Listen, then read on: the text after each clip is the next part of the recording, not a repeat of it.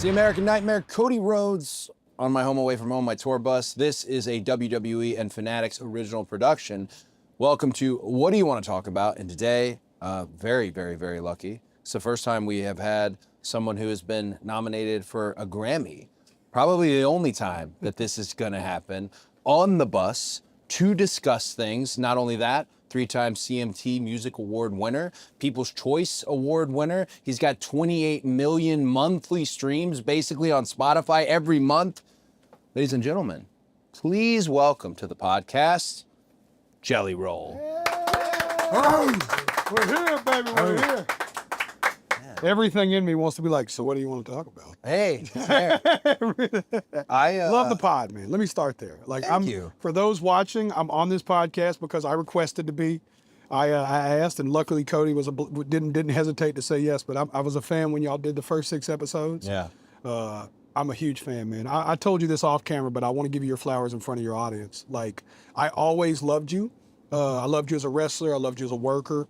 But I fell in love with you when I got to watch you have long-form conversations. Yeah. You know what I mean? It was like, because you can hide your depth in a 3-minute promo or in a quick interview backstage, but you can't hide the human you are for hours at a time with different people sitting across from you, asking each other questions and having conversations. So you're an awesome human. Man, cheers. Thanks for having me. Thank you. No, thank you for wanting to be here. Thank you for that. Cheers.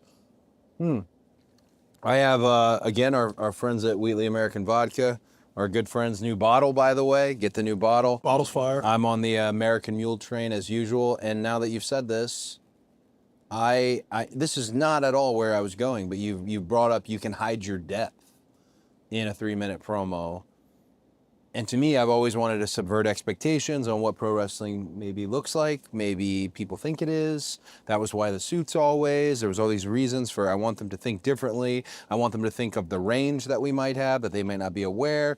You know, if you're a pro wrestler and you go on an appearance, they're gonna ask you, hey, cut a promo. And it's like, yeah, okay, I could, but I really appreciate you saying that because we can't stay one way. The wheel changes and the wheel, continues to move.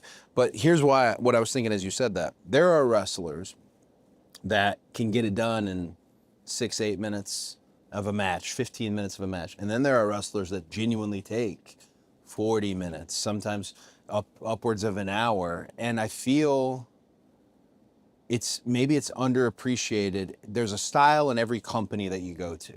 And it is really, you've got to work really hard to find your footing. How do I express my language? How do I tell my story? No pun intended. And you actually said this when we were talking off camera. Your first conversations that you wanted to do out there in your own career were long form conversations. And you mentioned some of that. Was it Flagrant, one of the ones you went? Yep, Yeah. Flagrant, Rogan, Theo and Brendan Schaub actually gave me my first podcast opportunity. Yep. Yeah? Yep, I'll never forget it, man. That opened the floodgates. And this was, it was a big podcast at the time, but this was right before Theo became the monster that Theo is now. Like, God, I love you so much, Theo. I'm so proud of you. No human deserved it more than Theo. But I remember Theo was the first one who was like, come on here, man, just share your story, him and Schaub. So right then, I told you this off camera, I knew that, I always was like, felt insecure about myself in short conversations with people. I always walked away like, I bet I sounded stupid right there, But anytime I've ever spent like an hour with somebody, I feel like we could get each other, Sure. So when I started doing media, my publicist, when I first hired a publicist, 2021 after Save Me, she's like, she's thinking about traditional media. And I'm like, I'd love to do that, but like, let me go show the world who I am long form first. Yeah. So that's how we kind of jumped off of it. So you mentioned Theo in that first podcast opportunity. It comes, in wrestling, you get your first big breaks. And you never really even know sometimes what your first big break is. You think, okay, I'm in. And then something happens. For me, there was a moment at the BOK Center. I'm in Oklahoma and walking by the chairman's office, and Rey Mysterio pulled me aside and said, hey, I want to wrestle you at WrestleMania. We're going to go in the office and talk about it. And I was ready, and I had my idea, and it even had written down in my backpack. But when I went in that room, when I came out, my career was different. It genuinely was a break beyond just, it wasn't just an opportunity, it was a break. It was something special. I forever, even though I don't share it with him enough, I forever think of Ray as if there's nothing. I have nothing. If this moment never happens, and I often think about how do you thank somebody? How do you thank Dom? Do you befriend Dom? Do you watch over him? What is it? And I've never really figured out, other than saying it, hey, this was one of the most important things, if not the most important thing. So I'm asking in terms of with Theo, do you just have like I always call it the Chewbacca. That sounds really ridiculous, where you have like a life debt to somebody. Yeah. How do you express that to him now? Or is it just success? Is it just, hey, I'm gonna go out there and continue to be successful, connect with an audience, do it on a real non-performative way?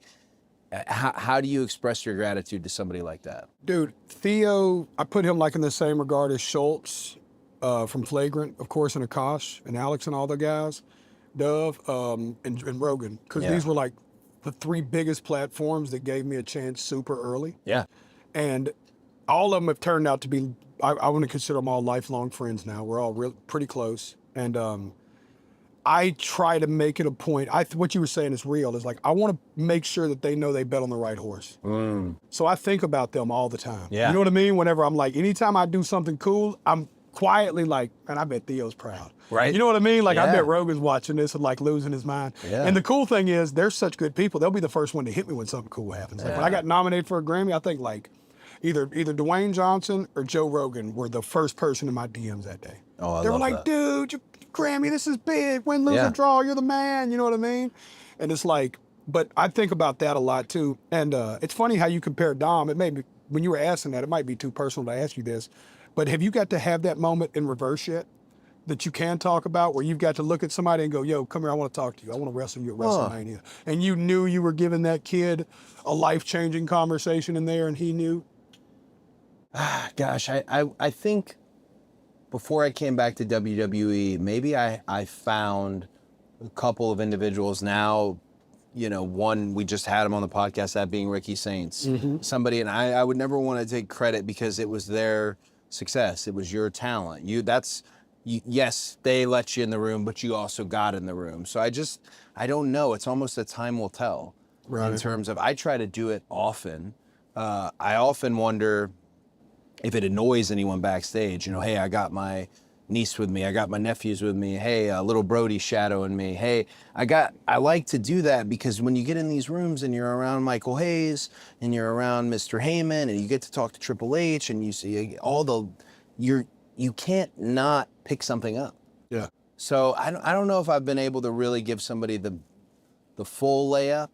Maybe I'm still selfish, right? Maybe I'm still trying to eat as much as I can. And then that equity, because that's always how it was referred to by wrestlers who would do the honors for me, is, hey, the equity's passing to you now. And at one point, it's yours to pass to somebody. So maybe in small bites, I don't know if I've done one yet that I can flat out say, that's my guy. I helped. One of the things that... you know how humble you are is that I bet there's a locker room full of guys that would say the opposite right now. Well, that'd be cool. You know what I mean? I bet there's a lot more guys than you know in there right now that if I got to ask them this question, I'd be like, dude, Cody put me over here. Cody brought me here. Cody came to me in this moment and gave me a reflective moment I needed. I hope so. One of my favorite things about the Hall of Fame back in the day, when my dad was still alive, is when he would sit with me and we'd watch, not when he was having to present, which he presented a lot of years too, but when he'd sit with me, every time somebody came on stage that he gave a break to, and often it was the first break, before they started talking, he'd go like, he'd nudge me. And then they'd mention him, and he was basically like keeping tab. Like he was getting like high off of. Right. Yes, I did. And I always really liked that because I was just talking about this with somebody else earlier today. They asked me, they go, do you want to mention Dusty in your interview tonight, your promo? I said, no. That guy's still getting over. I'm done. Like, what? No, he's somehow in, like, after death, it's still growing. Yeah. Which of course I love. Yeah. But it definitely wasn't on my bingo card that it would expand and that all of these seeds he planted, especially with, you know, NXT and all these seeds he planted ended up growing into, you know, the biggest of trees, basically. It's really, I hope you're right though. Yeah. I hope there is somebody like, yeah, he actually did. You know what I mean? He actually was I helpful. think it's going to be more than you think, buddy. I hope that'd be special. Hey, I was going to ask you. I was thinking, what's the thing I'd like to ask him the most? And this might be a really abstract question, but I went on this journey in my mind of matches that I've had that I wanted to see. What's the most complete match? What's the match where I feel like I checked every box, where I was, you know, you're never perfect, where I was close to perfect? What is it? And then I wanted to ask you, is there a song in your catalog? Is there a song where you felt that's me at my best, or not? That's me hitting every demo, checking every box, whatever it is. Just, is there a song you find complete or close to complete? Dude, that's crazy you ask, because I have a quote I say as a songwriter, which is like, if I met your grandmama and just introduced myself to her and she said, what do you do for a living? I would tell your grandmother I was a songwriter. Yeah. Because that's how I see myself the most, is as a songwriter. And my quote is, as an artist, is a song is never actually finished. I just quit. You know what I mean? Does that make sense? Because like, if it was up to me, I would pick that thing apart forever and it would never come out. I'd go in every other week and change a snare or a tone or try it a different way. So I think that the perfect match for me is still out there, and that's what I'm chasing. Yeah. Like, more than anything, I'm chasing that perfect match. But Save Me, to answer the question more directly, is very close to my heart, because I believe it birthed the sound of Jelly Roll. But what I didn't like about that song, and I've never talked about this, is it didn't give any hope. It left with no resolve. Okay. And I got a chance to make that right with a song called I'm Not Okay. Oh, that's my jam. You know what I mean? I texted you about this. Right? Yeah. Oh, yeah. Because I'm not okay, but it's all going to be all right. And that's like, I don't know if you've ever had a match where, I bet you learn in every match. But a buddy of mine, Travis O'Gwen at Strange Music, built a compound, him and Tech Nine, of buildings for their independent label. And the first building he shows you, he hates the kitchen. The first thing he says, look how small this kitchen is. By the fourth building, the kitchen was like the size of a living room. Yeah. And he jokes, I think I overcompensated by the time I got to building 4. So it was, for me, coming out of Save Me, I just remember being like, man, I wish I would have gave people just a little bit of hope at the end of that song. But I didn't feel hopeful at the time, you know? But so I was like, when I was writing I'm Not Okay, I was like, this song ends with, but we're all gonna be all right. Like, we're gonna give people hope at the end of this song. So that's the closest thing to my perfect match yet. I love it. So I actually feel it pairs up my match that as I was going through this, what is the match that I feel like I was best? If somebody asked me what's my favorite match, it's tricky because there's an answer I'm supposed to give. Yeah. There's an answer that sounds real good, but the actual answer is WrestleMania 39, the year I don't win it. And there's a moment in the match where I'm in the guillotine, and crowds don't really respond so much to the submissions or near submissions like they used to. It definitely still happens, but it takes a lot of interest, a lot of suspension of disbelief, a lot of getting in there. And I pop my head out, and I remember in a stadium where all the noise goes up, I remember in the stadium hearing them react to it, and I never felt that I was at that. I was so connected with them. Everything was real. Everything was real. But it's a tough answer because we left there sad. We left there, you know, on a downer.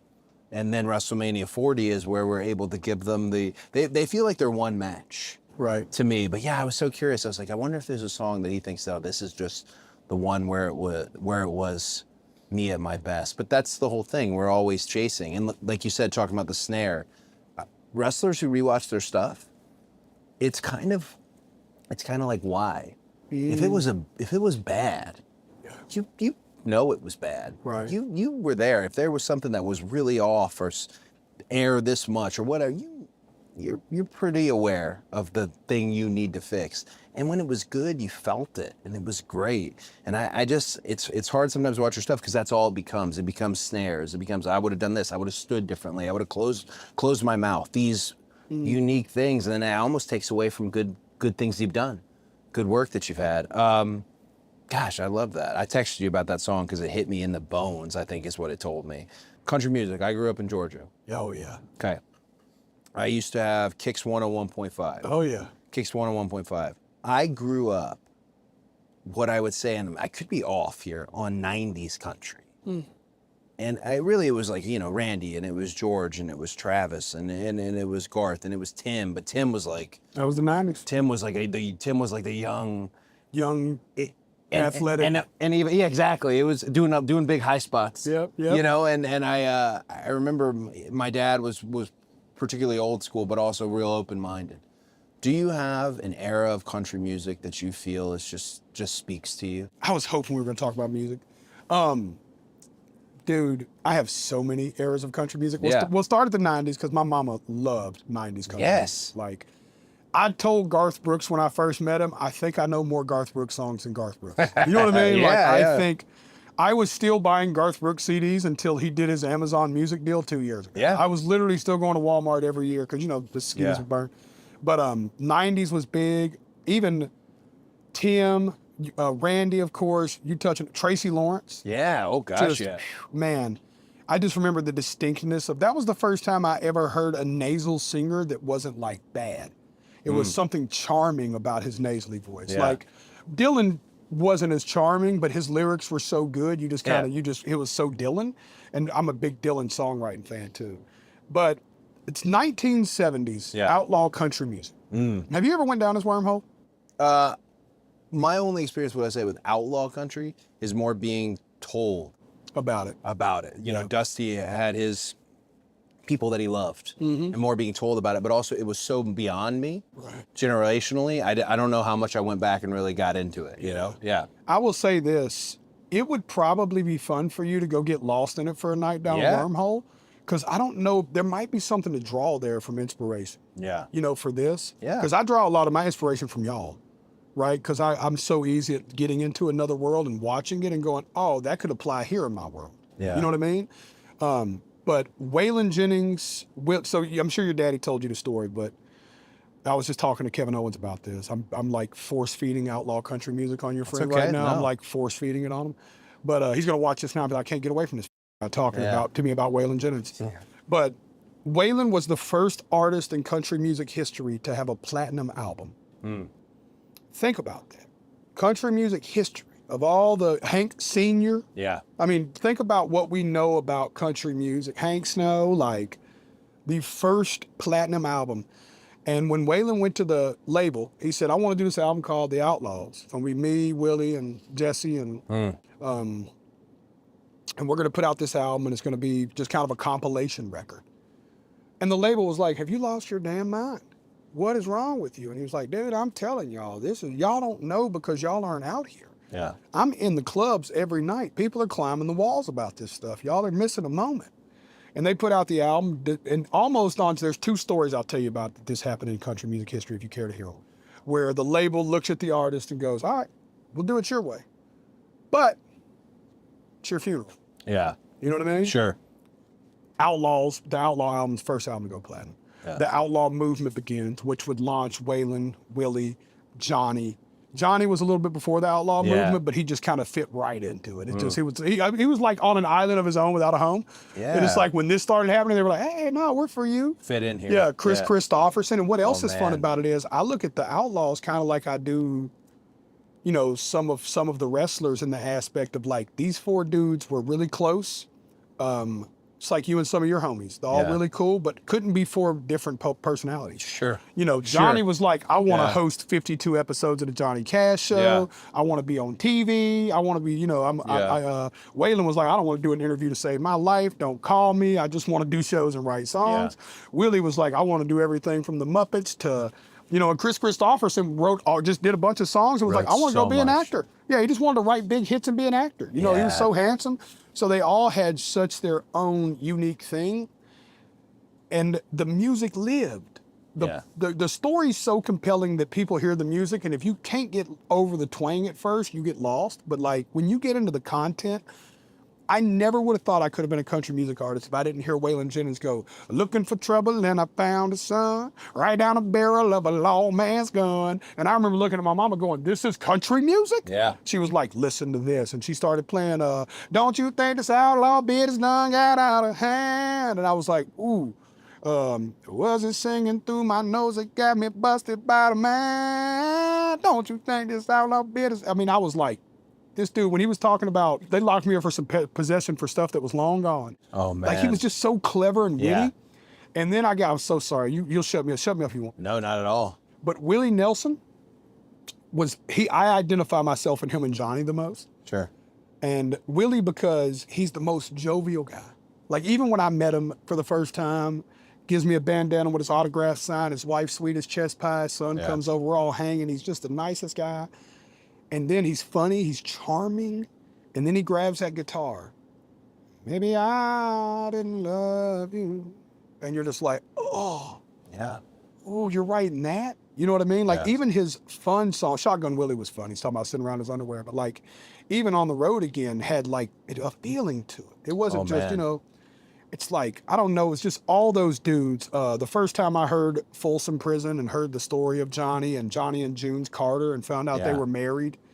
And even that was cool to me. It was like the idea of this married couple singing to each other about like having a problem with each other and going to Jackson to drink and get over each other, you know? Yeah. I carry that into my marriage now. Yeah. You know what I mean? Like, that's the kind of vulnerability I would die for with my wife. You know what I mean? Is that, so I love the 90s. I love the 2000s and the 2010s because 808s came into play. And these were all moments that were like little moments that happened that made it later would be the moments that were the reason I could come in. Sure. But 100% 1970s outlaw. Outlaw country. I love talking about Willie. I don't know. His tour manager, I believe he's passed on, but did you ever meet a guy named Pootie? Yeah. Okay, so growing up, Willie coming, whether it was Lakewood, Amphitheater, wherever, we always had to go to Willie. And I was Kicks 101.5. This is 90s country. I knew, obviously, Willie, and we had pictures all over the house of Willie and Dusty. All over the house. All over the house. So I kind of just figured it was his friend, but obviously he was a big-time musician, too. But the first time I saw it was really mind-blowing. He's singing Mama Don't Let Your Babies Grow Up to Be Cowboys, and then all of a sudden he calls Dusty up on stage. And they're just going at it. And this happened every time we went and saw them. And Dustin would get up on there, and I always kind of wanted to, like, maybe this would be my time. Maybe I'll go up. But I was always too shy to go up. But I have great pictures from all the times that Willie, Dusty, and he did it with, every wrestler who wanted to go see Willie, they'd take care of him always. He was just so special. Because you mentioned Johnny too. We were talking about this earlier, and I've never seen this before, but one time Tony Schiavone was doing an interview with Willie Nelson by the pool. It was supposed to be Willie and Dusty. I think Willie was just doing a favor for Dusty.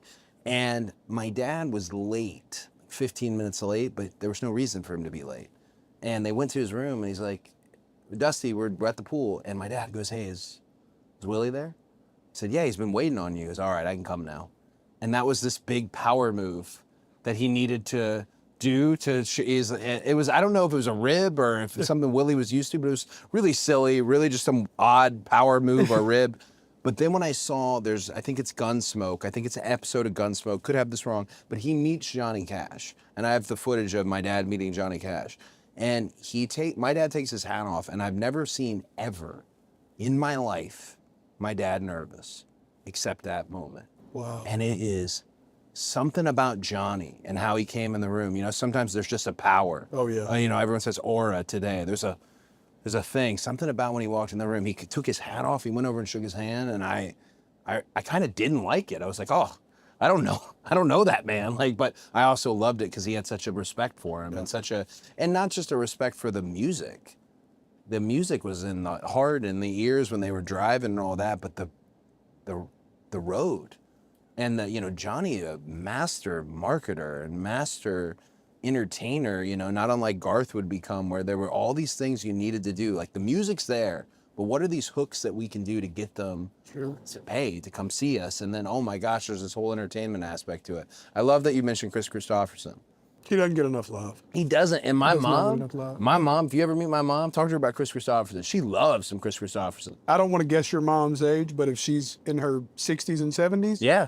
every woman feels She's in that the way sweet- about yeah, Chris. that's- yeah. Every woman that grew up south of Indiana, you know what I'm Yeah. saying, is loses their mind about Chris. He was just Christopherson. writing music you didn't know. He was just writing And hits. didn't care. He just he loved it. He would do it on movie sets. He was like he was a real songwriter. Yeah. Like, I love those guys, man. And I learned early. I call myself a songwriter, but because I write a bunch of songs, but like real songwriters, that's all they do. Yeah. And I do a lot more of this stuff.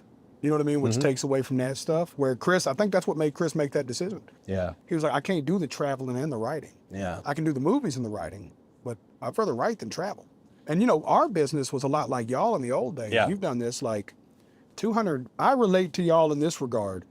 250, 300 days out of my bed a year, Yeah. super normal.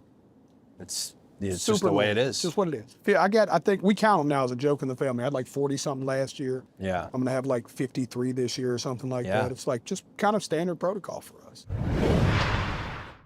Are you ready to hold WWE history in the palm of your hand?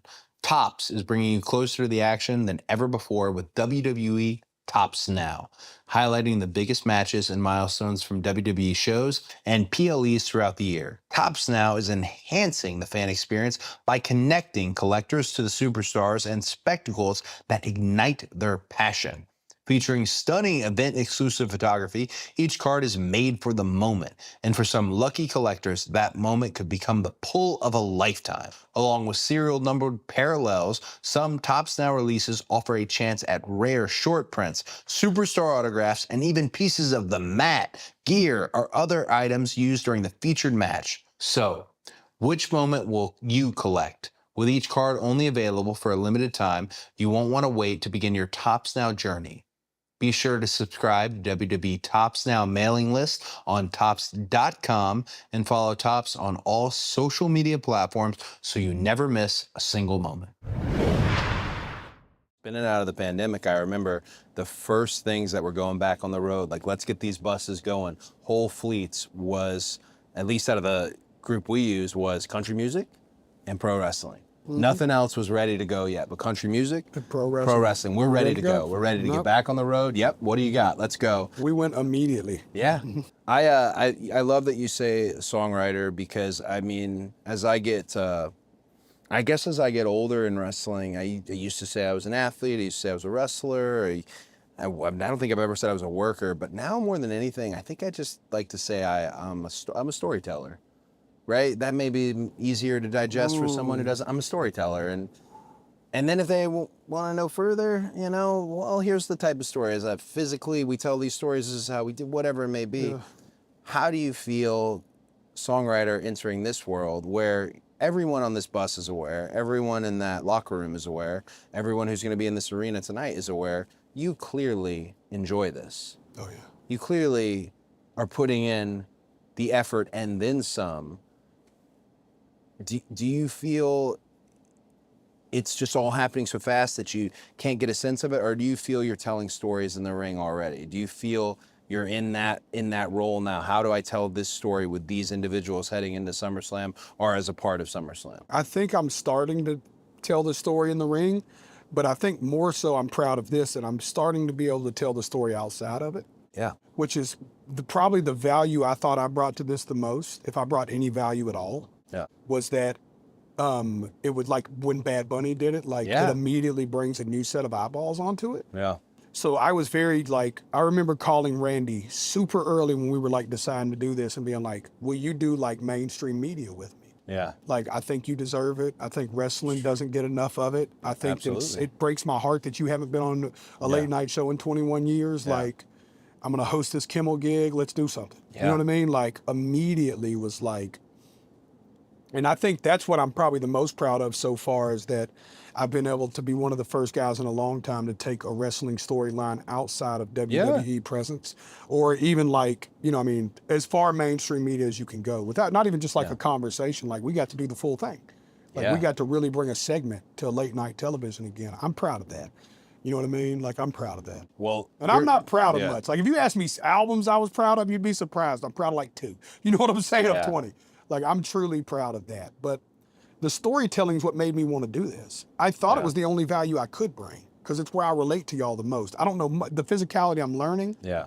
Brutal. Y'all do it so much and talk about it so casually that I think even fans are callous to how crazy that concept. I want to be the guy that keeps reminding y'all that I'm doing what y'all did 20 years ago, 30 years ago for the first time. Y'all don't remember what that first 3 weeks was like, but it sucked. I mean, I've got headaches, neck aches, back aches, leg aches, shoulder aches, pinky aches. When y'all say we don't fight injured, but we fight hurt all the time, amen. I didn't understand that quote at the time. I was like, what is hurt, injured? Well, maybe you didn't tear an ACL, but it's like, no, y'all are hurt all the time. I always joke. I'm hurt now. So that's funny because I tell my students 2 things. I tell them in the beginning, everything hurts. I just told a kid at a autograph signing this morning because he was asking about getting in the industry. I said, in the beginning, everything hurts. Then none of it hurts. But I feel bad because whenever I tell my students at the Nightmare Factory, whenever I say, hey, don't wrestle injured. You'll always wrestle hurt, but don't wrestle injured. It's obviously I've wrestled injured prior. So it just opens up a world of like, well, and it's, well, like I'm just telling you, gosh, okay. So you said something about mainstream media and there's this whole discussion online and I always like to be right in the middle of it. I really do. I like, there's the hardcore fan who loves this, has always loved it. There's the more athletically, like high spot geared fan. Then there's the fan that likes good old fashioned, like blockbuster, good stuff, legends, nostalgia, just fun, whatever it may be. I like to just be in the mix and be in the middle. But there's always this discussion about, they're doing this with celebrity X. They're doing this with this celebrity. I wonder why. Does that take away a spot from such and such? And in my mind, I don't get furious about many things anymore, but it's like a rage will fill my body because growing up, whether it was the Rhodes, the Jarretts, the McMahons, the Watts, all they wanted was that endorsement from somebody in another field of storytelling to say, hey, I like this. Yeah. This is, its own version of live theater and Broadway. I'm getting something from this. So whenever I see something like you and Randy together, that is, gosh, it's so valuable to what we do. I think I told Andrew Schultz this. We have to grow. I love our people. I'm not trying to harm anyone. I love you guys. Thank you. All the hardcore fans. Great. We have to grow. Yeah. And the Unreal show on Netflix, for example, a lot of people are going to be mad, right? It's not so much for those who are already here versus, hey, if you're not here, take a look at what it looks like now. Yeah. See Rhea Ripley out there. You like her? Cool. You know what? You can come and see her. And it's even cooler in person. Like CM Punk, you can come and see him. So when I see you doing stuff like that, and when I hear you say it, I love that because I've always had this kind of hidden dream of doing something outside of wrestling, perhaps, and being able to bring wrestling with me. If that makes any sense. I don't like when wrestlers leave and they don't bring it with them. Thank you for doing it. No, thank you. Thank you for doing it. Thank you for saying it. More of you guys saying this is helping me. My heart, WrestleMania 1, Cindy, Mr. T, I could name every time. I could name all 12, 15 times celebrities have taken matches, so official matches. To me, and I understand where fans are coming from because I felt this way for a long time as a fan. It's like, you ever read a good book that was so good, you almost didn't want to tell nobody how good it was? Sure. Because it gave you so much power. You were like, you were selfish for a second. You had to catch yourself like, I'm being selfish. I need to tell everybody about this book. Look at me. You know what I mean? Like, I understand that. Like, wrestling is so precious to us fans, and it's our thing. Yeah. You know what I mean? It's like the idea that, you know what I mean? Like, this is our thing. Yeah. Like, I don't want everybody to be in our thing. It might not be our thing if everybody's in it. You know what I mean? So I get that thought, but it's like, I am the opposite. Now that I've gotten older, I'm more like the guy who's like, nah, man, we could change the world with this book. Yeah. It's a really good book. We should tell everybody about how awesome this book is. It helped me. It changed my life. Yeah. If this book helped change my life, I want everybody to know about the book. Yeah. So I look at wrestling that way. And when this is a 2-part thing, and this is probably the most shooting on it I've done yet, right here, right now. One, it was a little selfish, and I don't do very many things selfishly. But there's nothing in life I wanted more as a kid than to stand in that ring. You know what I mean? Yeah, Like yeah. nothing. I didn't want a microphone more. I Yeah. didn't want a sold out show more. I didn't know I had a music bone in my body at the time. But I knew that something happened every Monday night that got me so emotionally fired up, I couldn't sleep until Tuesday night. Yeah. You know what I mean? I knew I connected to the storytelling in such a Sure. way. I found myself in the characters. Yeah. I found myself in these humans, you know, that I wanted to try it. And it became a North Star in my weight loss. So almost when I first signed up for it, it was almost like, I'll never actually do it. Like I'll never actually lose 240 pounds and take a match. Is that where we're at, 240 We're at pounds? 240 pounds. So it's like when I walk on there that night, when you watch me walk to the ring at SummerSlam, I will be the smallest I've been since the 7th grade. Unreal. Unreal. Dude, congratulations. Thank you, man. That's amazing. Thank you, you know? Oh my gosh. But then part 2 of it, and they said this was like, as a celebrity, I'd always watch like, man, I hope I get famous enough to get involved, because I'd watch all these other celebrities do it. And I would watch them, Cody, and some of them would make me mad because I could just tell they didn't care. I could tell they pulled up, walked in the back door, walked through Gorilla, did their promo, walked through the back door and got in their car. You know what I mean? And every time I've showed up for an event, the first day Neil Lowery, who's my baby face in this whole scenario, the one who brought me in all this, the first day Neil Lowery was at the Raw when I met you a couple years ago in Nashville. I go, Neil, what time's the show start? He's like, doors open at 6, goes live at 7. I was like, what time can I come? He was like, 5:30. I was like, what do the wrestlers do before that? And he told me. And I was like, can I come for that? And he was like, you'd have to come at like noon. I was like, I'll be there. Yeah. I was there from noon to 10 or 11 o'clock. I love it. I was, you know what I mean? Like I was not going to miss a chance to get this, you know what I mean? love it. I've been like that almost I got here today at 2:30 or 3 or something. I was trying to get here earlier. My flight got delayed. Yeah. But I had a moment. My second thing was with this, I thought we should share the book. Like, I want people to see when you're a big part of this, Cody.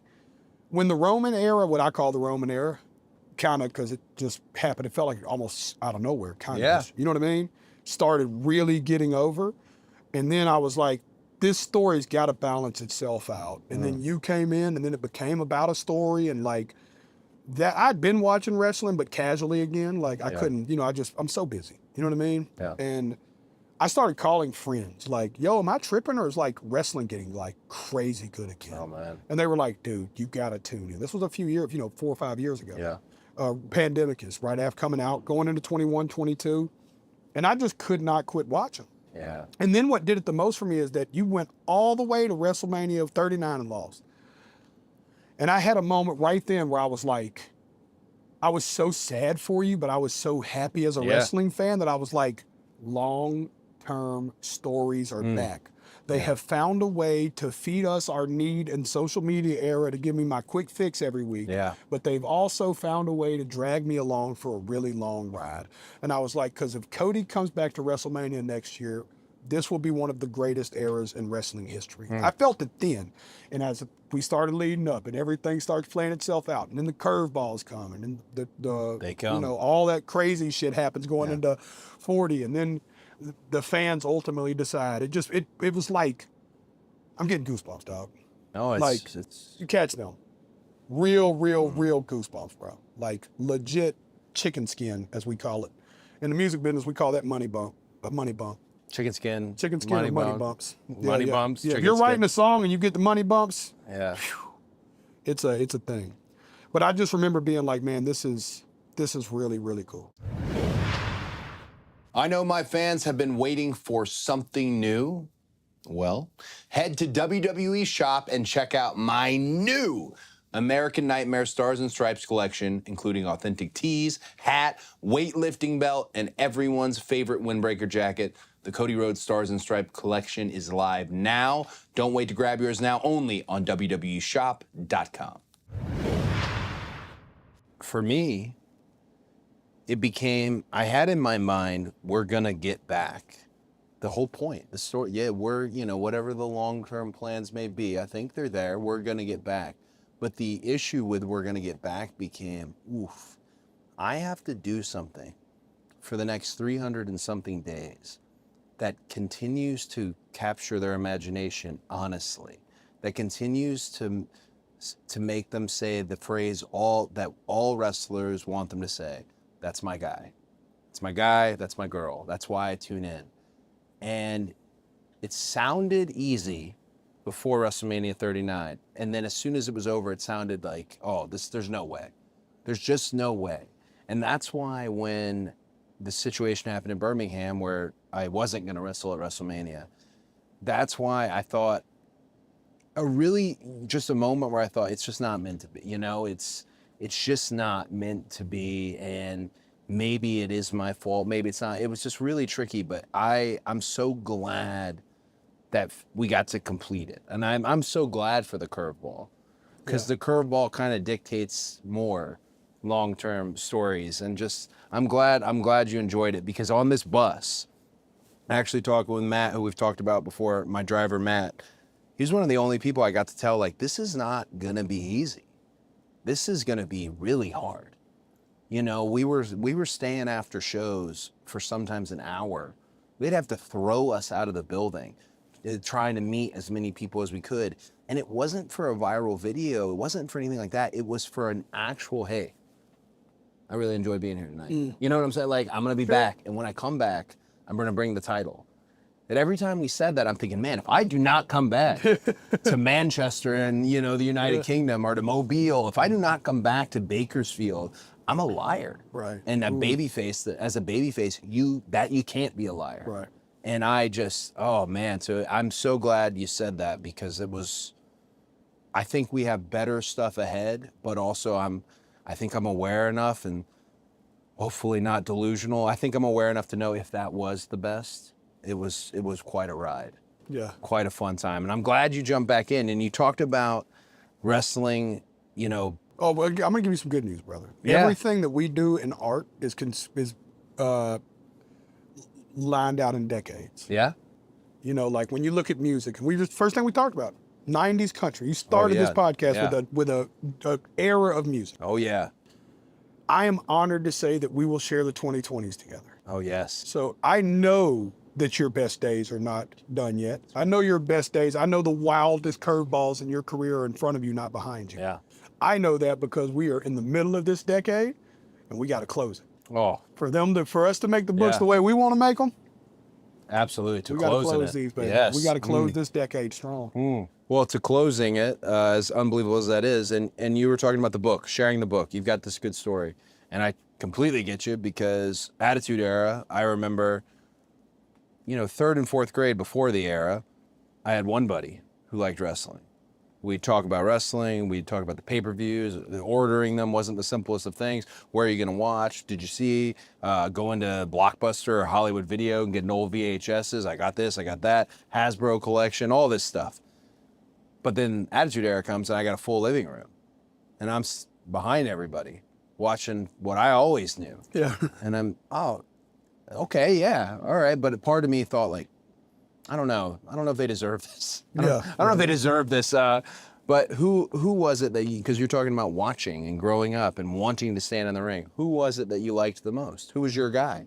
Man, obviously a really sensitive week to discuss it, but I was a Hulkamaniac like every kid that's 41. I'm 41. So that's the easiest way to kind of age it, is like, I thought the Ultimate Warrior was the evilest human on earth. You know what I mean? And I thought Hulk Hogan was the greatest guy ever. You know what I mean? And then I got to watch going into the Attitude Era. Yeah. And that was like coming into my teenage years. Okay. So that was like when it really started getting cool. Yeah. And it was, I mean, of course, obviously The Rock, Stone Cold, Steve Austin. Yeah. I still think arguably the greatest storyline and one of the greatest characters ever is The Undertaker and Kane. Man, just like, sure. That's gotta be Kane. you know what's cool? I was comparing this to my wife the other night. I got an 8-year-old son who's, in light of me getting him, so WrestleMania 40 was the first time he kind of tuned in. Okay. Right? It's like, and we had the funniest conversation the other day. I don't know if you can use this or not, but if you can, I respect it. But he goes, Dad, The Rock's our friend, right? I seen the video. I was like, he's our friend, man. He's actually one of the, you talking about a guy who gave me a chance early? Yeah. I mean, before Theo's podcast even, The Rock was in my DMs encouraging me. Like, Oh, yeah, I had 80,000 Instagram followers. Yeah. You know what I mean? He's the most famous person on Instagram. Like, yo, I love this song. It was so crazy. But I was like the Rockstar buddy, and I didn't know where that was going. I was just excited. You know, I was a proud dad. Like, yeah, the guy you think's really cool is my friend. Yes. And then he goes, his face gets flat, and he goes, why was he so mean to Cody? And I was like, oh, you're getting in it, huh? Yeah. And he was like, I am. And I was like, cool. You know, but I thought about him being at that age where, like, that was where I was around the Hulk's era. Yeah. And then as wrestling grew, it's almost like wrestling grew with me. Yeah. Because like by the time I was 13, it was Austin 316 said, I just whipped your ass. And it was a little more edgy because obviously I was getting a little more edgy. Yeah. You know what I mean? But it reminded me in that moment of my son of like, I needed to have that conversation with him because sometimes I look at wrestling from my perspective as a 41-year-old man who's watched it for 31 years or 32 years. Yeah. I forgot the magic of which. Yeah. You know what I mean? Oh, buddy, I love a show that is flanked with the really nuanced, really hardcore thinking. Let's get our core audience, and I love one that's also just flanked by, hey, this is a simple story we're telling. There's kids out there. Yeah. They like Bianca whipping her hair around. Yeah. They, you know, there's certain things that connect with and that are magic, and I love them all being on the same show. So I know completely what you mean. And what I told my son was, we watched together, and the Wyatt 6 comes out. And I watched my 8-year-old son get a little uncomfortable. Oh, okay. Like I kind of watched him shift a little. Yeah. And he kind of looked at me to make sure, you know how kids are. They look at me to make sure it's cool. I was like, it's good. I said, watch this, they're fun. You know, I just kind of watch this, they're fun.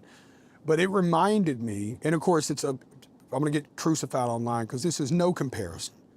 But the closest thing that he's ever gonna feel to how I felt the first time I heard dong and the lights went out, and I was like, what's going on right now? I watched him have a similar moment. Oh. When the lights went out for the Wyatt 6. You know what I mean? And all these creepy characters. And then I get to tell him the story about Bray. And like, then it gets deep, you know, and then it's like, cause then he goes, oh, that really happened. I'm like, yeah, sadly it did. He was a really good guy, and he really passed away at a young age, and he meant a lot to the sport, and these people are keeping his memory and name alive. So now it's like the depth of that. You know what I mean? For my 8-year-old son who went from like being kind, of course I say this all the time, I was scared of Undertaker until I was like late teens. You know what I mean?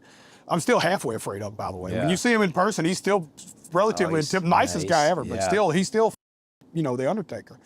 But it was cool to see him have that kind of a moment, and for us to share that moment. Of course. And it reminded me that the generational storytelling y'all do is generational for us. Sure.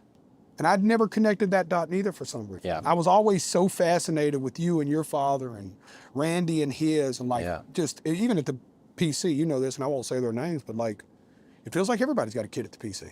Yeah, yeah. You know what I mean? Like, I hate to say it that way. That's the truth. It's fun. Yeah. I think it's awesome. Yeah. I was like, this really is the most generational business. That's what we do. You know, I was like, but then it reminded me of how generational the storytelling was. Yeah. That my mama sat me down and took me to Smoky Mountain Wrestling for the first time.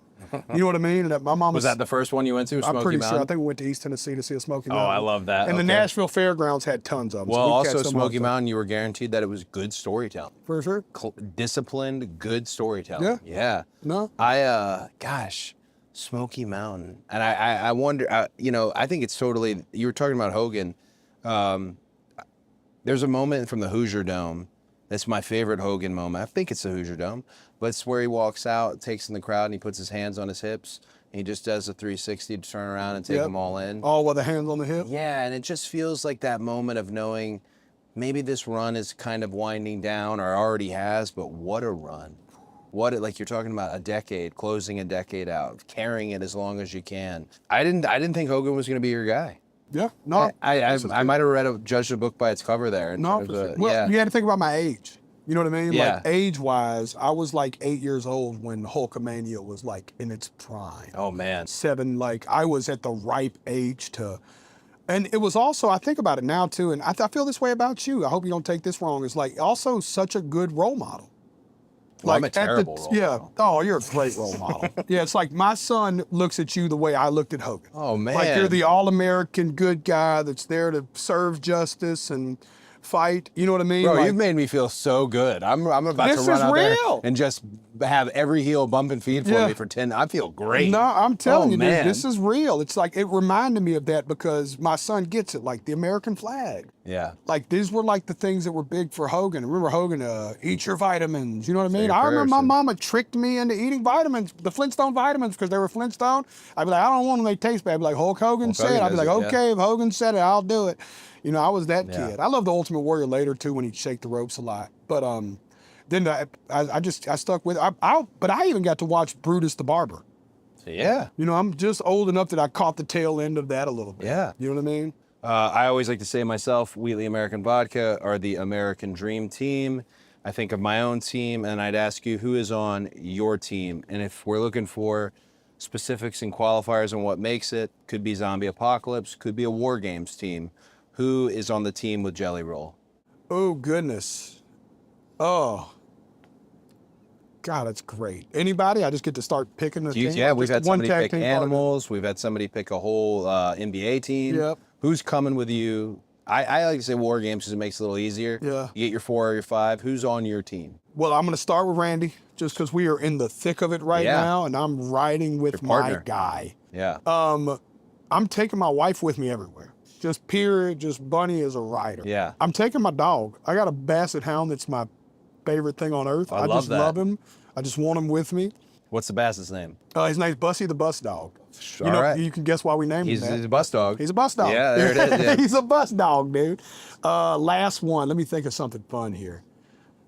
I'm gonna pick a country musician. You know, either Kane Brown or Morgan Wallen, because Oh. they are extremely, or Brantley Gilbert. They're all extremely athletic and all relatively aggressive alphas. Okay. So they would like surprise us. Was Kane? Kane did "Bury Me in Georgia." Yeah. And first time I heard "Bury Me in Georgia," almost took a back bump Really? because that's how I feel about Yep. Straight up. my town. You know what I'm saying? And I always get back there. You know, so You know what I love about Kane? I'm sure he won't mind me sharing this. We're really close. Kane had just dropped "Thank God," which was like the biggest hit of his career at Yeah. the time. Him and his wife just had this mega record. It was like this beauty. He's talking about another wife guy. Yeah. Family dude through and through, man. And he was going to pick his next single. And he was like, I want to put this "Bury Me in Georgia" record out because it mean like, I just put this big love song out. I want to remind people I'm still that Georgia boy. Yeah. You know what I mean? Like, it was personal to Kane. And I Oh. love when artists take big creative chances. Yeah. Like, especially when they know they might have a song that's more commercially digestible, but they're like, I'll put that out later. Right now, this is my message. Take the swing. Yep, he did the same thing with me in the song he put me on, Haunted. Like, when he picked that for his next single after Miles on it, he just had this big success. I put some miles on it, back of the Chevy, huge record with Marshmello. And he goes and does this dark, like, mental health awareness song with me. Yeah. Like, Kane is just brave like that, man. gotta take But the that's swings. him. Yeah, he's a Georgia guy. Michael Hayes is like, you got to take the swings. Can't play it safe. No, for sure. We Yeah. hit 100% of the shots. Well, we miss 100% of the shots we don't take. That's right. Talking about you talked about the PC and you talked about training. We're all aware, and there's almost a lore and mythos around you going down there and training. Yeah. How you're training. Are you enjoying it? I'm having the time of my life, Cody. I love that. Who do you feel, if we could give them their flowers, that you want to say has been helpful in this journey? Because this is one match. We're talking about one match. It's a But it's this a, is it's not- a village. Yeah, but I mean, you're in this. Oh, brother. You're in this. I am in this thing. You're dog. you're you know, go ahead and throw the bag in the locker room. You know what I'm saying? I am a lot closer than I tell you what. When Bad Bunny did it, and he was supposed to do one match and ended up in a 2-year storyline and headline Backlash. Yeah. When I walked into this, I looked at my manager and said, "I promise you, this is just God's timing to do this right Yeah. now. Everything lined up. Like I won't put us through one of these again." Oh, I'll tell you this man. talking like homies. I told Triple H, I want to lose SummerSlam. Yeah. Just because no celebrities ever took a L. They Yeah. always put them over. Yeah. And if you don't put me over, I always have a reason. Yeah.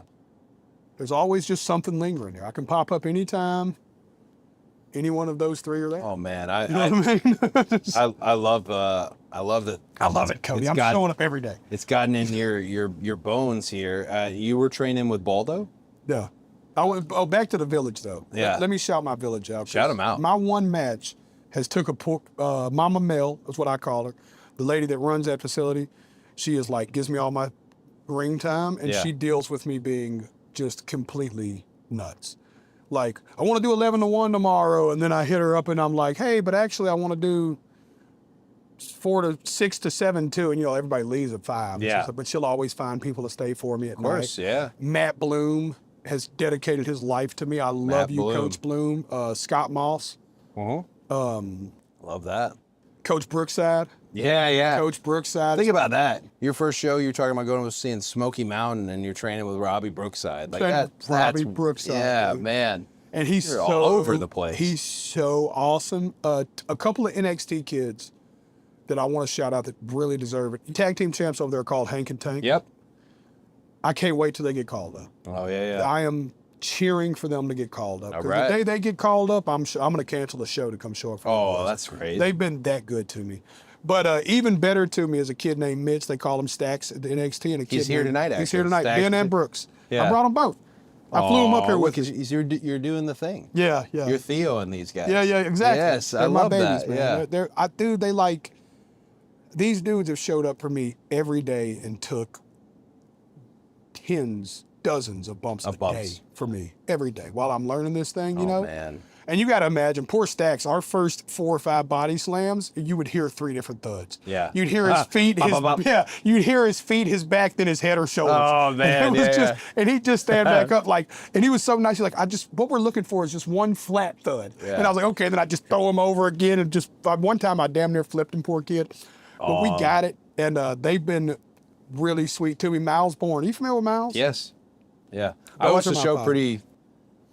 I reached out to a group of them not too long ago. This is an NXT talent, just because there's this little transition that happens in terms of what they do in the NXT sphere, and then they come up here, and they are the same. There's a ring, and we wrestle and we tell stories, but it's very different. I never like using the term main roster, but there's just a difference in what we do in terms of what's the ultimate goal, what's a day look like, what are your other responsibilities, whatever. But I watch pretty regularly, actually. It's great. No. Sean's got him rocking down He's there. got him rocking. So you mentioned Matt. Sean's another one that's poured love into me. Yeah. KO, your friend, has poured a lot of love into me. That's hard to get. I don't know. I feel Sean's not the easiest to get love from, but he is, my hero growing up. And then KO is almost impossible to get love. No, I've gotten some love from So, KO, dude. yeah. Damian Priest has showed up for me really big. love Fatu. her. Like, Oh yeah, you're in there. Those are such great guys, and that's what I said. Throw your bag in the locker room. We're ready. But I have this story about Matt Bloom, and I figured you would mention him. I wanted to bring this up because I've never talked about this. oh, he's gonna love this. And I hope he loves this because he's had such an unbelievable next chapter. Came down to NXT and this head trainer and, Sean's number one guy, and they're really piloting a ship and putting it in places. And everyone who you talk to talks about Matt Bloom, immense amount of respect, always wants to please him. My wife had done some stuff at the PC and he was so good to her. And, I'm big on when you do something for my family, like it's the Chewbacca thing. I'm yours for life, Right. buddy. We need a posse. We round up a posse. We're fighting somebody. I'm in. But I had this moment with Matt Bloom right around the time I'd hit kind of a professional rock bottom. I think I had the mustache still, and I say professional rock bottom. We go up, we go down, whatever. But I had a moment with him where I thought that's also a professional rock bottom. I've never talked to him about this. But you remember Tons of Funk used to have snap-off pants? Mm-hmm. So we're in Rotterdam, not even Amsterdam, Rotterdam. And we're doing this last show on an 11-show European tour, and it's okay. It's not the greatest crowd in terms of house. They're very vocal and kind. But here he comes out there, and I don't think they've liked the first 10 nights of matches that we've had. He's doing the shovel, and I can see he's just not really, excited about it. And then I notice he doesn't tear away his pants. And I'm thinking, what's going on? And then I look, he's got regular sweatpants on, but his boots are on. So Matt Bloom, this big, giant, intimidating, just barrel-chested wrestler of a man, has to sit down on his butt in the corner. And I see him pulling his sweatpants off over his boots. And I remember thinking, that's rock bottom. That's he's so not wanting to be in this tag anymore. And I don't want to be in this tag. But to this day, I don't think I've ever brought it up to him. But I always want to be because it was for me, I thought hey, it's not great, but we're going to make it. Things are going to get better. We're here, we're working. Things are going to get better. But yeah, Matt Bloom's the best. Shout out to him for sure. And those guys you're training with, they'll never forget it. Yeah. And they'll never forget how, that's an opportunity for them. We learn a lot when we teach somebody. I have an interview tonight for TV, and I don't think it's the beefiest, bulkiest interview, but I did promo class at the Nightmare Factory yesterday. That, in a way, is so helpful. Just seeing guys do their introductory promos and who they are. I get so much off of that. You know what? That way of thinking before you ever start getting into the rules of all this. That's a good way of thinking, It's an outlaw way of thinking a little bit. Yeah. I'm glad you're enjoying the PC. Having a time. Yeah. I think I'm getting love down there too because I didn't, and I'm not throwing anybody under the bus or acting holier than thou, but they're traditionally used to celebrities doing it a different way. And the few that do commit, they normally like clear the PC. Yeah. And like I've done the opposite. Like I was very clear about that to the front. Like I don't want the PC catering to me. Sure. Like I want to be a fly on the wall. I don't want people feeling like Jelly's coming, we got to clear the rings. Well, You know what I mean? I noticed Fly on the Wall where you and Gorilla Goldberg was in the ring the other night, and you were in Gorilla with the headset on. Yeah. And I thought, there's nobody filming this. Yeah. Nobody. He's hearing them talk. Yeah. He's seeing this one side of it because it is. If you come to TV, it is amazing to see the amount of production elements that you would never think about. I really think WWE's production is first. Nobody does live better than WWE. And anytime I see live, sometimes it's boxing, sometimes it's an all-star game or whatever. Anytime I see live, I always wonder, man, you should have had us do this. For sure. It would have been as clean as can be. No. Clean, you would have thought it was taped. You would have thought it was, because it's they just have a way of making it super uniform and correct. Even down to like the commercials, getting out of them, bringing back into the rest, and the wrestlers being able to keep the room happy. Yeah.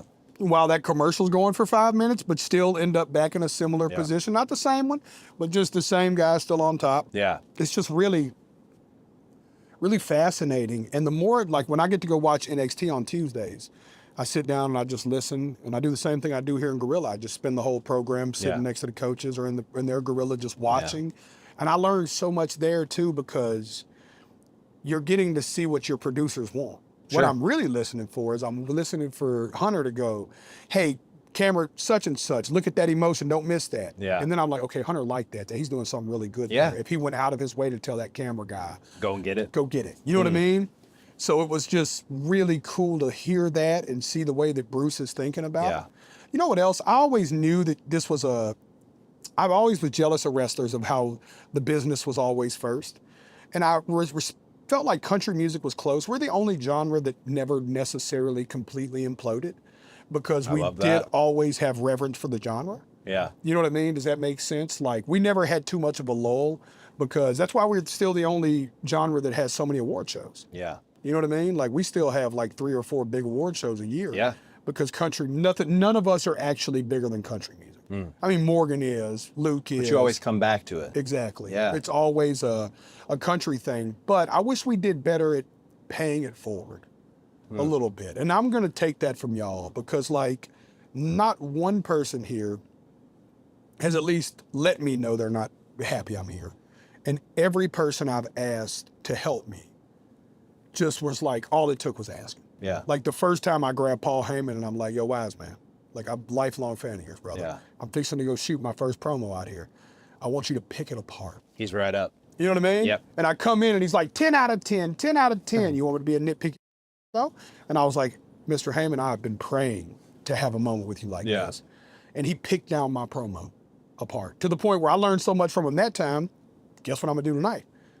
Bring him in. Before. Yeah. I learned a lesson. I'm not gonna let him criticize me afterwards. I'm gonna go in and go, this is what I'm thinking, this is what I'm cooking. Interesting. Talk to me about it. Did anyone ever tell you, because wrestlers, even through the pandemic, always shake hands like at nauseum, shake hands with everybody. That's a big thing is shake hands with everybody, keep shaking hands. Even Sean will be like, I've shaken all your hands 100 times, but that's a big thing is that we all shake hands all the time. And my trainer, I remember Al Snow, who trained me, he asked me, he was like, do you know why we shake hands? And I assumed like, because we respect each other. I said, yeah, that's part of it. He goes, but the actual reason is different. And Al's very specific always. There's one answer. I'm like, okay, why do we shake hands? And his thought was still, I believe it to this day, we need one another. You're going to pick me up. You're going to slam me. I have to go back to Brandy. where you can slam me again next weekend and I can return to, you know, and when we look at the marquee, it says such and such versus such and such. It's not just WWE featuring. It's this concept of we need one another. And I feel like that to me has always been really special, because no matter how much you might dislike somebody, because Unreal is a great example of how real our industry is, but it's real in a different way. But how much you might dislike someone or not love them, whatever it may be, in terms of we can work with anybody. Yeah. We still are a fraternity. We still are a sorority, a fraternity, a brotherhood and sisterhood. We gotta stick together, no matter how bad it gets. So I'm glad that everyone has been willing to jump at it, because it's special to have that when we have you here. And of course, I'm glad that to get Mr. Heyman's huge. I love that. It's been fun, man. Yeah. But I think it's a testament of he knows I'm taking it serious. Yeah. Like, and I think he honors that. You know what I mean? But he's been really, really good to me, man. It's been special. I told the story. Fatu got in the ring with me, and I thought he was just going to show me something. And he bumped for me for 2 hours. Oh, yeah. You know what I mean? Like, it was crazy. You know, and I love his story anyways, because we got a similar background. Special, huh? Yeah. He's special, man. I met him at an All Pro Wrestling show in San Francisco. I knew right away, we talk about it this day, but I knew right away who he was, and we just started oosing each other. Because I'd been around Jimmy and Jay throughout my whole first run with WWE, but yeah, Jacob's really special. He feels like a little baby here. Yeah. That I just want to make sure everything is right. You know, he's special. I know everyone here is incredibly impressed with Jacob too. He radiates gratitude. Yeah. It just like screams off of him. You know what I mean? Like the genuine, like, I am just grateful to be here. I love that. You know why I love that? I don't radiate gratitude. Yeah. Like, you know what I'm saying? Like, there are people who have that, like, one of the boys, like, energy that I'm always a little jealous of. Damian Priest is another one where he's just, if he wins something, if he does something big, there's like a whole crew of people in Gorilla. Yeah. Like, all excited. And I'm like, man, like, how do you balance? Yeah. How do you balance that? And I love it. And you see Jacob, it's the same thing. When something good happens for him, all of us are, God, awesome, man. Yeah. Awesome. That's a real good energy. I dig that. Talking about SummerSlam being one night, but obviously what we do is about not just that one night, it's all the nights that lead up to it, and even about the night that follows it in terms of your overall story. And I wonder if there is any similarities between building a wrestling match and building an album. You know what's fun? I thought about it. It's a little bit like building an album as far as the match itself is interesting. But what I'm comparing it to more, and I keep defaulting to this by accident, it reminds me more of when an album's finally finished. Okay. And you got to go tell the world it's finished. You know what I mean? Yeah. Like, I'm enjoying this process of, like, I'm used to going on TV and having to promote an album. Yeah. And that's something else I'm proud of being here, Cody, is that I'm not here. I don't have an album coming out. Yeah. Like, this isn't going to be a big shock on SummerSlam when it's like Jelly Roll's new album coming out next Friday, or it announces something I'm in. Like, I'm not doing this for any promotion of my personal stuff. So it's been really cool to, like, I look at it like my job right now is to make Randy Orton look like the apex predator he's always been. Sure. Yeah, my job is to make Randy Orton look like the biggest, baddest son of a bitch in the WWE. Yeah. You know what I mean? Like, my job is to make sure that everybody in the world knows that I think Logan Paul's a prick, and that we're going to handle it on August 2nd or August 3rd. Right. That's my job. And I relate to that in a way that's like, when I need the whole world to know an album's coming out, like, you go into a different mode, because it's like you spend all this time working on this and dedicating your life to it. And all these hours of just, you know this more than anybody about this business now, of like painful, just trying to figure it out, just doing a move 30 times on a crash pad, and then moving the crash pad and doing it on a thinner crash pad, and doing it 20 more times, and then going, all right, now we're doing it on the mat. You know what I mean? Or going from sitting down and flat back bumping to a second rope, the top This rope, little one. to the snapback ropes, to just the middle snapbacks, you know what I mean? To then how do you throw the leg out? It's like, I walked in there the other day, and I knew walking in that my day was going through tables.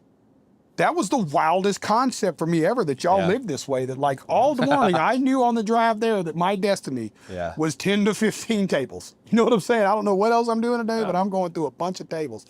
It is just so I look at that like building the album. Sure. Like I'm building the album when I'm working, when I'm in there doing the quiet work, the work nobody sees. Them Sure. 3 or 4 hours a day that are becoming legend at the PC. Yeah. You know what I mean?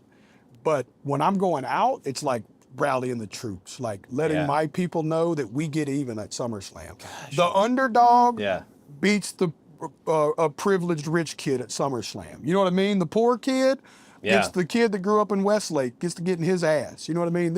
Somebody was asking like, how did you fall into this storyline? I was like, this is the easiest classic American storyline. Yeah.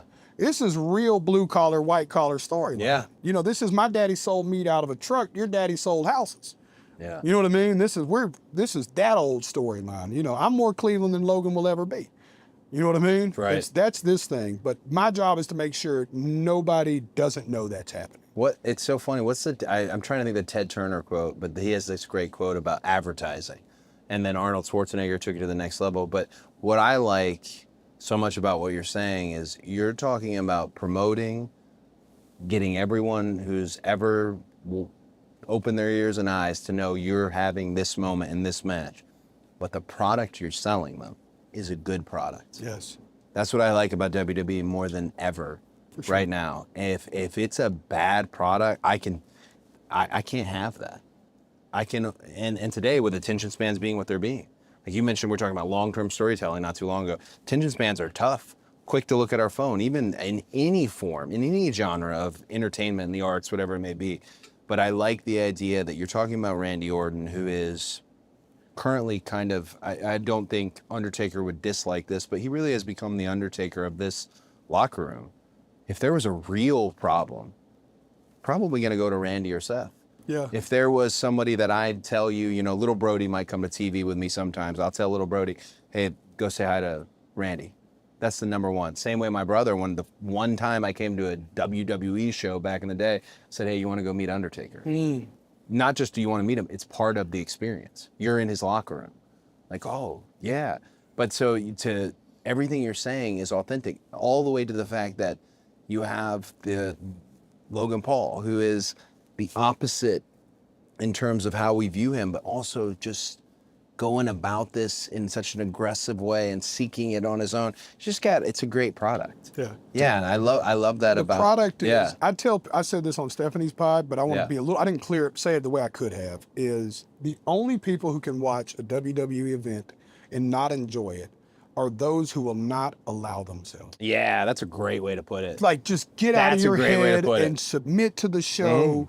Allow yourself to see it through the lens of a teenager again, and you will have the night of your life. Don't be the kid who's too cool that's in your head about, just submit to it. Like, just allow it to be as good as it actually is. I love that. Because you're the only one not getting it because you're not allowing it to be. You know what I mean? Like, as soon as you sit down and turn that TV on and you put that phone away and you watch, or you sit in that arena or stadium, I've been there now. That's why I'm so addicted to this stuff. Yeah. And I stand on stages and arenas and stadiums 200 nights a year as well. This isn't, you know, it's not like, I'm one of the few people in this business. Even Logan had never experienced that because of where he came from. Like, he came from the internet. He never knew what a 65,000 person pop felt like. I had felt that a few times, you know what I mean? And I still went in there with like totally different pop. This is a totally different experience, you know? I want to ask you about this. You mentioned the pop. Okay, so you're performing, what's the largest crowd you've been in front of? 75,000. 75,000 people. Yeah, right at 80. What that sounds like. Did it change you? Did you always after that think they're always going to sound like 75,000? Did it make you, I've heard of this thing, two of my heroes in the business, so I'm going to keep nameless in this moment. They talk about the treadmill. Say when you get on the treadmill, man, it's hard to get knocked off once you're on that treadmill, but it's hard to get on. And I've thought a lot about the noise because for a while I was like, man, if they would just react a little, oh my gosh, and then they react a lot, and then it gives you, you know, the money bumps. It's this whole. Do you feel that it's made you more attuned to how can I do this on the regular in front of stadium-sized crowds? Or does it always, every time, do you still feel like, oh, this is amazing, this is a gift? No, it truly is everywhere. Because it's like, what I love about what we do, and you said this about the stadiums, and I didn't cut you off right then, but it made my heart smile because it's another parallel of our businesses. When you were like, yeah, I'm in a stadium, you know, the sound goes straight up. People don't know that if they're not in our business. Yeah. Like if you put me somewhere that's a bowl with nothing to catch, that sound just escapes. Yeah. So like I've had 12,000 person low ceiling arenas sound louder than 75,000 person stadiums. Yeah. You know what I mean? Because the ceiling captures the sound, Oh, right? yeah. It's really unique. But to me, it's like the magic for songs is everywhere. Like if I sit in a room, if I break a guitar out right now and I sing, y'all aren't going to give me much, right? And I don't expect y'all to give me much because it's a very intimate moment. But I love that just as much. Yeah. Like I still get that feeling of like I will still go play the homie's backyard for his birthday if he wants me to. You know what I mean? Like I have no problem like doing, like I love every single second of it. Whether we're doing it in clubs or stadiums. Now, the difference in my business and y'all's business is there's always two people going against each other in y'all's business. At least in my bit, I get the luxury of experiencing, we're all there for one reason. One band, one sound, one soul, one feeling, one emotion. 75,000 people, we are one right now in this moment. You know what I mean? Where y'all, and that's what makes yours so much cooler because there is letdown. You know what I mean? Like the only way I'm letting somebody down is if I like get sick on stage and can't finish the show. You know what I mean? Like part of it, what we do is let down. Yeah, to bring them back up, to bring them back. but Yeah, for sure. To keep them stick with you and believe that it'll shake out that way. So yeah, I love it anyway. What about you? You still love it everywhere? Or are you chasing them stadiums now? I've had an experience where a room with 400 people in a small, I don't even know if it was an armory, a VFW hall, sounded like 40,000. Yes. I don't know anymore so much what I try really hard to use my ears and not get in my ego, not about what it is, what am I hearing, and how can I give them what they want, and it's not lost on me. It's not. It's just gotten bigger. Yeah. If that and that was something I never thought I would get for this long. Right. So I'm sorry, I'm getting like emotional. I'm grateful that it's still, like when I hear it, all the guys who work with me regularly are always like, "Oh, it's gonna be great. We go nuts for you," and then I'll hear it and I'll be like, "Oh, cool. Yeah. All right, this is a good crowd." Did you enjoy doing Stephanie's pod? I enjoyed Stephanie's. She's so good. She is such a conversationalist too. She got deep. So I got to tell you the Stephanie story, and I only want to tell you because I feel like I've never gotten it out there. I don't think her and I have talking about it, but it's one of my favorite moments. And to this day, she's always had, I mean, she was Stephanie McMahon, so she already had one on everybody, but I feel like she's got 20 on me because of this moment. So I was sitting at the monitor with my tag partner at the time, not aware she was standing behind me.